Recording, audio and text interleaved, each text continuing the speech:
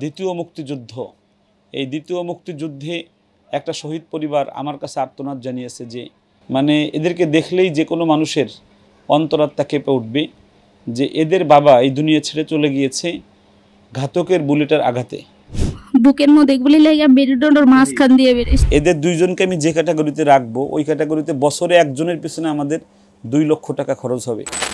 শেষ কথা অনেকই ছিল বললো বাজান সহ কাঁদলেন। তারপর সম্মানিত ডক্টর সাহেব উনিও কান্নাকাটি করলেন। আমার ভিতরটা অনেক বেশি খারাপ হয়ে গিয়েছে এজন্য যে ওরাও বলছে বাবারে তুই বইনটারে দেখা রাখিস।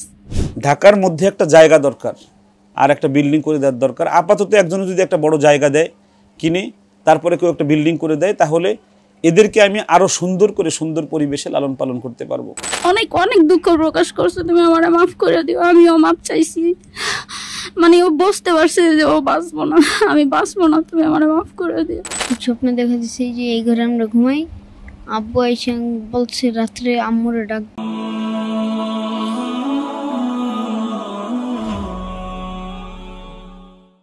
আসসালামু আলাইকুম রহমতুল্লাহি ওয়া বারাকাতুহু। আপনারা সবাই নিশ্চয়ই ভালো আছেন। আমি বেশি ভালো নাই, কারণ আমার দুই পাশে যে দুইজন শিশুবাবুকে দেখতে পাচ্ছেন এদের দুইজনেরই বাবা বৈষম্য বিরোধী যে আন্দোলন হয়েছিল এই আন্দোলনেই গুলি খেয়ে শাহাদাত বরণ করে এদের দুইজনের বাবা। এই শাহাদাত পরিবারের পক্ষ থেকে আমার কাছে ফোন যায় আর রায়হান মাদ্রাসায়। আপনারা সবাই জানেন যে আর রায়হান মাদ্রাসা এই ধরনের যারা এতিম, যাদের পৃথিবী ছেড়ে পিতা চলে যায় এবং যাদের কেউ থাকে না, তাদের মাথার উপরে হাত রাখে আর রায়হান পরিবার এবং তাদেরকে মানুষের মতো মানুষ করে গড়ে তোলে ধীরে ধীরে।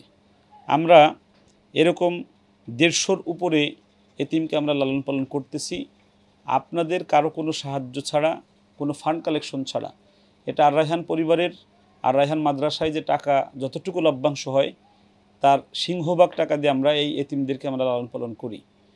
আজকে আমার ভালো লাগছে হলো যে আমাদের এই যে দ্বিতীয় মুক্তিযুদ্ধ, এই দ্বিতীয় মুক্তিযুদ্ধে একটা শহীদ পরিবার আমার কাছে আর্তনাদ জানিয়েছে যে আমার স্বামী চলে গেছে এই দুনিয়া ছেড়ে, আমার প্রাণের দাবি যে আমার 2টা শিশু সন্তানকে আপনারা নিয়ে একটু মানুষ করে দেন। আমি শোনার পরে আর দেরি করি নাই, আমি আর রায়হান এই জীর্ণ কুঠিরে এই ছোট্ট ঘরে ছুটে আসছি এদেরকে নেওয়ার জন্য। এর নাম হলো ইয়ামিন আর তার নাম ফাহমিদা। 2টা বাচ্চারই চেহারা একদম মানে ফুলের মতো, মানে এদেরকে দেখলেই যে কোনো মানুষের অন্তরাত্মা কেঁপে উঠবে যে এদের বাবা এই দুনিয়া ছেড়ে চলে গিয়েছে ঘাতকের বুলেটের আঘাতে। আমি একটু ওর একটু ছবি দেখাই, আগে দেখো তো বাবা একটু। এই যে মৃত্যুর আগের ছবি, এটা ওর বাবা এই পাজরের এইখান দিয়ে গুলি ঢুকছিল, গুলিটা ছিল বিষাক্ত, এই জন্য তার বাবাকে আর বাঁচায় রাখা যায় নাই, এই দুনিয়া ছেড়ে শেষ পর্যন্ত চলেই গিয়েছে। এই হলো ওর বাবা, সকল সার্টিফিকেট আছে। আমি একটু ওর মার সাথে একটু কথা বলবো। আমাদের এই যে শহীদ পরিবার, যিনি শহীদ হয়েছেন, তোমার আব্বুর নাম কি? শাহ আলম, শহীদ শাহ আলম ভাই। ওনার স্ত্রীর সঙ্গে একটু কথা বলবো, তারপরে ছেলেদের সঙ্গে কথা বলবো। আসসালামু আলাইকুম রহমতুল্লাহ। আসসালামু আলাইকুম। কেমন আছেন তো আর বলা মানে বলতে গেলে আপনি আরও বেশি কষ্ট পাবেন। আপনার স্বামী, ওদের বাবা এই দুনিয়া ছেড়ে চলে গেছে। আমাকে ফোন দিয়েছিলেন, আমাকে পান নাই, আমার পিএসকে পেয়েছিলেন। আপনার ঘরে আমি আসছি আপনার সন্তানকে নিতে, সন্তানদেরকে নেওয়ার জন্য। এই যে আজকে আসলাম, আপনার ওদের বাবা নাই, বাবা হতে এসেছি আমরা, আমি আর রায়হান। আপনার ডাকে আমরা সাড়া দিয়েছি, আপনার কেমন লাগছে? আমার কাছে অনেক ভালো লাগতেছে। আমার আগেও খুব ইচ্ছা ছিল, আমি অনেক তাহাজ্জুদ নামাজ পড়ে দোয়া করছি, আল্লাহ আমি জানি আর রায়হানের এই মাদ্রাসাটায় ভর্তি করতে পারি। আমার কাছে আপনার অনেক ভিডিও আমি দেখছি, মানে বাচ্চাদের প্রতি যে আন্তরিকতাটা আপনার দেখছি, হয়তো ওইরকম সমর্থক ছিল না ওইভাবে ভর্তি করার, কিন্তু এইভাবে যে হবে আমি কোনোদিন কল্পনা করতে পারি নাই। আজকে থেকে আপনার এই যে ইয়ামিন আর ফাহিম, ধরেন একজনের 10 বছর পড়ালেখা চলবে, এই 10 বছর এদের আর কোনো চিন্তা নাই। আপনি যদি ওরা কপালে থাকে বিশ্বমানের হাফেজ হবে ইনশাল্লাহ। আপনি খুশি হয়েছেন? ইনশাল্লাহ আমি অনেক খুশি। ওর বাবা মারা গিয়েছিল কিভাবে একটু যদি বলেন। ওর বাবা জুলাই মাসের 18 তারিখে ওই যে রাত্রে গোলাগুলি হয়েছিল, যে প্লেন থেকে ওগুলি মানে গোলাগুলি হয়েছিল, ওই টাইমে অফিস থেকে যাওয়ার টাইমে গুলি লাগছিল। হ্যাঁ, তারপরে বলেন। বুকের মধ্যে গুলি লাগে, এই মেরুদণ্ডের মাঝখান দিয়ে গুলিটা মানে অপারেশন করে বের করতে হয়েছে। এরপরে এই 25 দিন পর্যন্ত চিকিৎসা দিন, এই আগস্ট মাসের 13 তারিখে মারা গেছে। ওর বাবা আপনার সাথে শেষ কথা বলেছে কবে? ওর বাবা আইসিইউতে নেওয়ার এক সপ্তাহ আগেই শেষ কথা বলছে। শেষ কথা কি ছিল?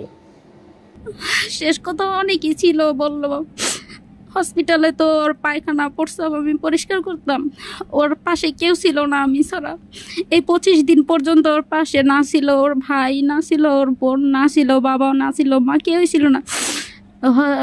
অসুস্থ হওয়ার 15-16 দিন পরে, মানে এরও বেশি হবে, মা আর বাবা যায়, ওনারা যায় দেখা করে আবার বাসায় চলে যায়।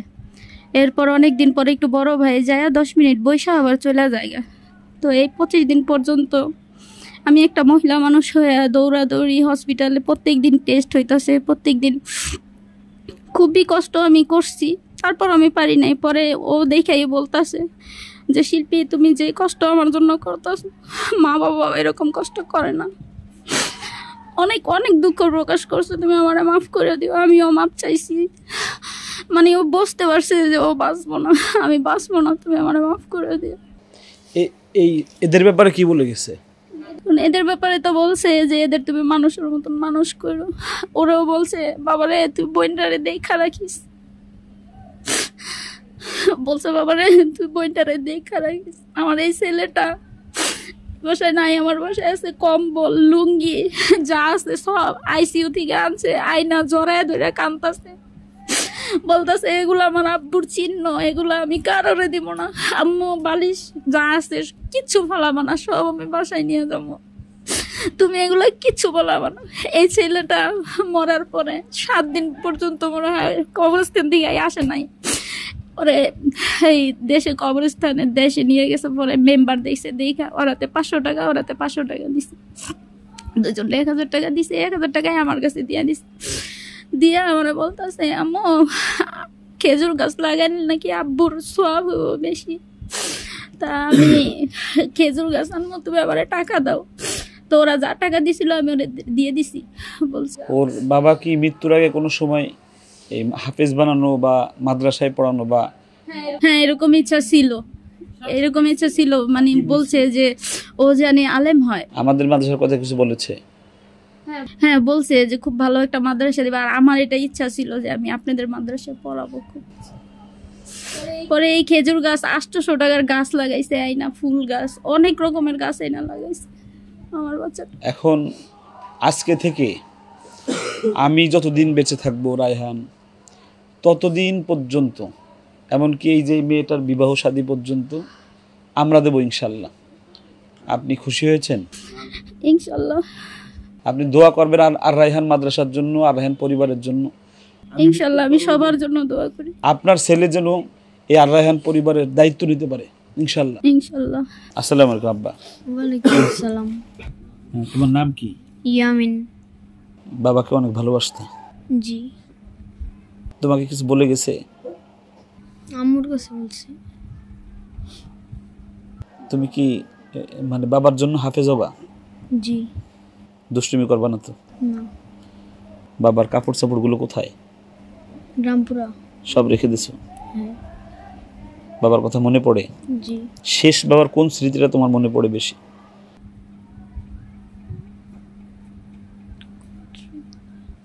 স্বপ্নে আব্বু দেখা দেয়, এটাই। দেখা দিয়েছে? কিভাবে দেখা দিয়েছে? স্বপ্নে দেখা দিচ্ছে যে এই ঘরে আমরা ঘুমাই, আব্বু এসে বলছে রাত্রে আম্মুরে ডাক দিবে, এটাই শেষ স্বপ্ন। এই যে তোমার এখানে আমি হাত দিয়েছি, আজকে থেকে ধরো তুমি আমাদের সন্তান, রায়হান তোমার ভাই, তাহলে তোমার কেমন লাগে? ভালো লাগবে। বেশি ভালো লাগবে? আলহামদুলিল্লাহ বলো। তোমার একটা আব্বু চলে গেছে, এই যে একটা বাবা, আমি একটা বাবা, রায়হান তোমার ভাইয়া, বিশ্বজয়ী একজন, এই যে সারা পৃথিবীতে 1 নাম্বার হয়েছে, সে তোমাকে দেখাশোনা করবে, আপুকে দেখাশোনা করবে। তুমি খুশি হয়েছো? জি আলহামদুলিল্লাহ। তোমার নাম কি? ফাহিদা। ফাহমিদা। আচ্ছা, তুমি কি হাফেজা হবা? জোরে বলো ইনশাল্লাহ। ইনশাআল্লাহ। বাবার জন্য তুমি হাফেজ হলে বাবার কবর জান্নাতুল ফিরদাউস হয়ে যাবে, ঠিক না?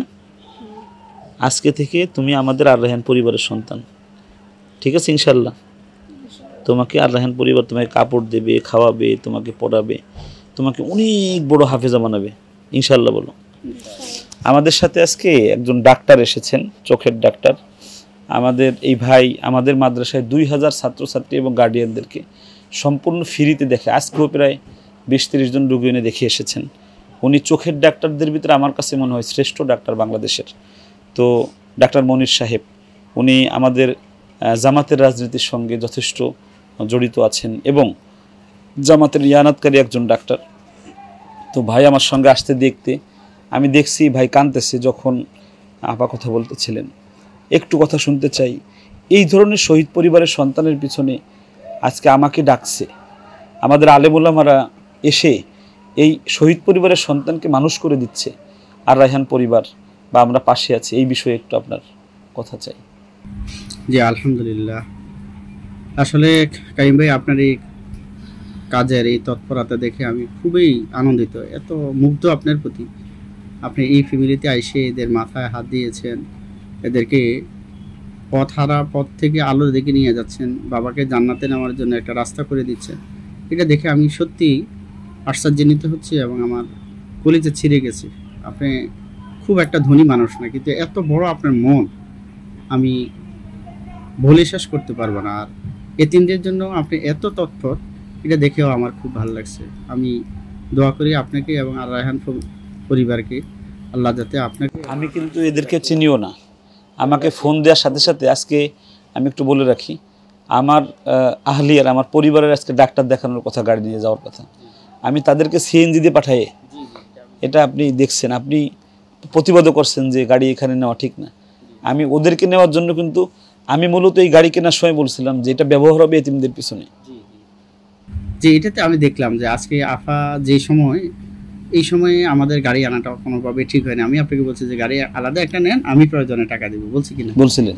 কিন্তু আপনি বলছেন যে না, এটা আর রায়হান ফ্যামিলির জন্য, ওরা পারিবারিক কাজে অন্য গাড়ি দিয়ে যাবে। আমার এই গাড়ি সবচেয়ে প্রাধান্য পাবে এতিম মিসকিন যারা, ওদের জন্য আমি এই গাড়ি দিয়ে যাব।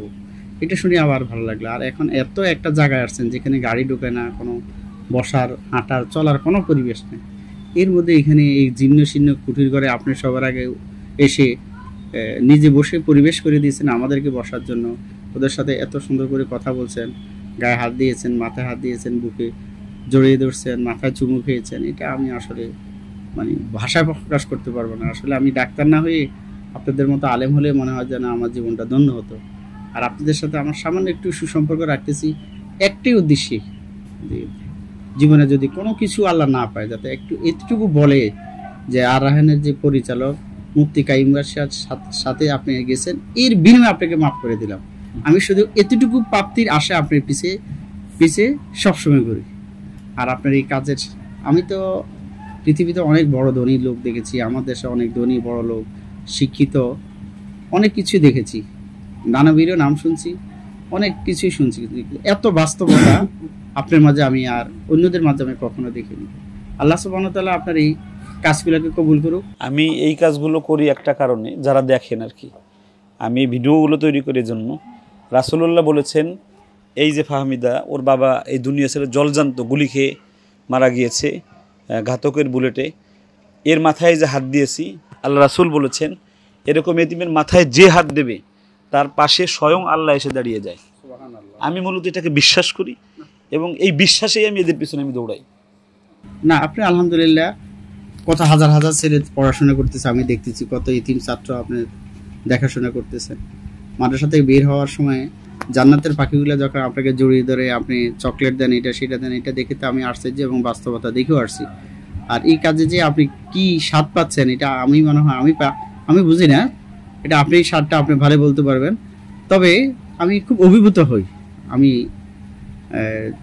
আশ্চর্য হই এবং আমি আপনার প্রতি দোয়া করি আল্লাহ যাতে আপনাকে এই কাজগুলোতে অগ্রগামী করে। আল্লাহ কবুল করুক আপনার সকল প্রচেষ্টা। আলহামদুলিল্লাহ। আমি রায়হানকে মূলত আমার সাথে এই সব কাজে রাখি। ওকে আমি শেখাচ্ছি। আমি তো বয়স হচ্ছে, দুনিয়া ছেড়ে চলে যাব হয়তো।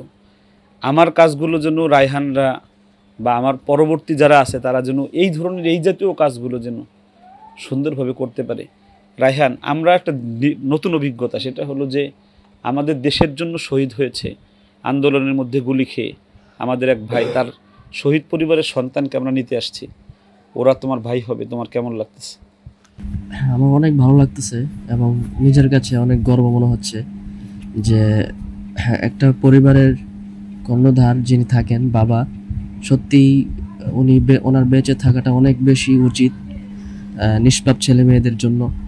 আমার ভাইরা তার বাবাকে হারিয়েছে এবং আমি মনে করি যে তাদের বাবা শহীদ হয়েছেন এবং একজন শহীদের মর্যাদা অনেক বেশি আল্লাহর কাছে, অনেক বেশি উত্তম মর্যাদা। তো আজকের যেই মানে বিষয়টা দেখলাম যে বাজান সহ কাঁদলেন, তারপর সম্মানিত ডক্টর সাহেব উনিও কান্নাকাটি করলেন, আমার ভিতরটা অনেক বেশি খারাপ হয়ে গিয়েছে এই জন্য যে আমি তো বাবা এখনো হারাই নাই, আমার বাবা এখনো আছে, মাও আছে, কিন্তু আমার মনে হচ্ছিল আমার বাবা মাও নাই। এখানে এসে যে একটা মার আর্তনাদ, একটা বাবা হারানোর কি যে ব্যথা, এই যে ছোট্ট নিষ্পাপ শিশুও বুঝে, তার ভিতরেও কতটা জ্বালা যে তার বাবা হারিয়েছে, সে গাছ লাগানোর জন্য যে কাহিনীটা শুনলাম, এগুলো সত্যি আমার একদম নতুন অভিজ্ঞতা। একজন নিষ্পাপ মানুষের কান্নাকাটি আল্লাহ তো অবশ্যই দেখবেন এবং আল্লাহ তাদের বাবাকে এমন এক জান্নাতে এমন এক পর্যায়ে রাখবেন ইনশাল্লাহ। তারাও যখন হাফেজ হবে, আর রায়হান পরিবার যে উদ্যোগ নিয়েছে, আমরা তার পাশে সবসময়ই আছি তার হাফেজ হওয়া পর্যন্ত, এবং তারা কোরআন যতদিন পড়বে ইনশাল্লাহ আমরা চেষ্টা করব তার বাবা যেন কবরে শুয়ে শুয়ে যেন নাজাত পায় ইনশাল্লাহ। আপনারা যারা দেখছেন সবাইকে আন্তরিক মোবারকবাদ। আপনারা সবাই দোয়া দিবেন আমি যেন মৃত্যু পর্যন্ত এদের পাশে থাকতে পারি, এদেরকে যেন সহযোগিতা করে যেতে পারি। আমি আরেকটা জিনিস বলি, একজনকে 50,000 টাকা দান করলাম, এর চাইতে আমার কাছে মনে হয় এই যে আমরা ইয়ামিনকে ফাহমিদাকে নিয়ে আমরা মানুষের মতো মানুষ করে দেব 10 বছর রেখে, এটা আমার কাছে মনে হয় যে 1000 গুণ বেশি দামি। কারণ আমরা তাকে টাকা দিচ্ছি না, শুধু আমরা তাকে মানুষের মতো মানুষ বানিয়ে দিচ্ছে আর রায়হান পরিবার। তো আমি একটু বলি, এদের দুইজনকে আমি যে ক্যাটাগরিতে রাখবো, ওই ক্যাটাগরিতে বছরে একজনের পিছনে আমাদের 2 লক্ষ টাকা খরচ হবে। 10 বছর রাখলে একজনের পিছনে 20 লাখ 40 লক্ষ টাকা খরচ হবে এই 2 বাচ্চার পিছনে শুধু মানুষ করতে।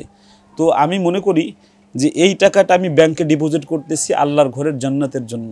আপনারা যারা আছেন, এরকম ফাহমিদা আপনার পাশে আছে, তাদের পাশে দাঁড়ান।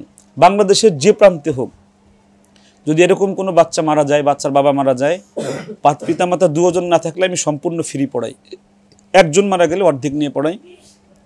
এখানে অর্ধেক বেতন নেওয়ার কথা, তবে এই দেশের জন্য শহীদ হয়েছে এজন্য শুধু আমি 2 জনকেই ফ্রি পড়াবো একদম। অনেকে ওর মাকে সহযোগিতা করতে চাইতে পারেন, আমাদের এই ভিডিওতে ওর মার নাম্বারটা আমরা দিয়ে দেব, ওই নাম্বারে কথা বলে বিকাশ করে আপনারা টাকা দিতে পারবেন সরাসরি ওর মাকে। আমি এদেরকে লালন পালন করার জন্য কোনো ধরনের কোনো ফান্ড কালেকশন করি না, কোনো ধরনের কোনো জাকাতের টাকা আমি নেই না। আলহামদুলিল্লাহ, জাকাতের টাকা দিলেও আর রায়হান পরিবার নেয় না আমাদের এতিম ফান্ডে।